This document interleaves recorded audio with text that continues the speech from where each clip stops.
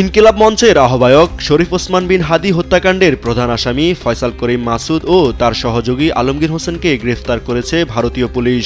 শনিবার দিবাগত রাতে বাংলাদেশ সীমান্তবর্তী পশ্চিমবঙ্গের বনগাঁও এলাকায় অভিযান চালিয়ে তাদেরকে গ্রেফতার করা হয়েছে।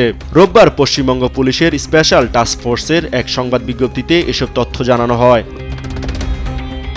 সংবাদ বিজ্ঞপ্তিতে বলা হয়, ফয়সাল ও আলমগীর মেঘালয়ের সীমান্ত দিয়ে অবৈধভাবে ভারতীয় ভূখণ্ডে প্রবেশ করেন। ভারতের বিভিন্ন স্থানে ঘোরাফেরার পর শেষ পর্যন্ত পশ্চিমবঙ্গের বনগাঁও এলাকায় আসেন।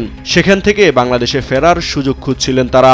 দুজনকে প্রাথমিকভাবে জিজ্ঞাসাবাদে জানা গেছে, রাহুল ওরফে ফয়সাল করিম মাসুদ সহযোগী আলমগীর হোসেনকে সঙ্গে নিয়ে বাংলাদেশের রাজনৈতিক কর্মী শরীফ ওসমান হাদিকে হত্যা করেন এবং পালিয়ে যান।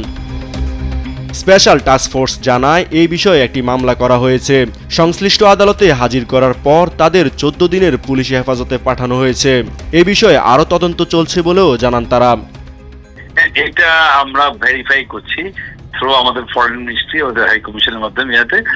আমরা তো একদম খুব কংক্রিট না হয়তো বলতে পারি না, বাট এরকম হলে আমরা তো যে এক্সট্রাডিশন যে চুক্তি আছে, বন্দি বিনিময় চুক্তি, এটা হবে যে পরবর্তী লিগ্যাল স্টেপস গুলো থ্রু ফরেন মিনিস্ট্রি আমরা নেবে। এর আগে গেল বছরের 12 ডিসেম্বর রাজধানীর পল্টন এলাকায় মোটরসাইকেলে আসা হেলমেট পরিহিত দুর্বৃত্তরা ইনকিলাব মঞ্চের মুখপাত্র হাদিকে গুলি করে এবং এতে তিনি গুরুতর আহত হন। পরে সিঙ্গাপুরে চিকিৎসাধীন অবস্থায় মারা যান তিনি। ইউসুফ ভুঁইয়া, দেশ টিভি, ঢাকা।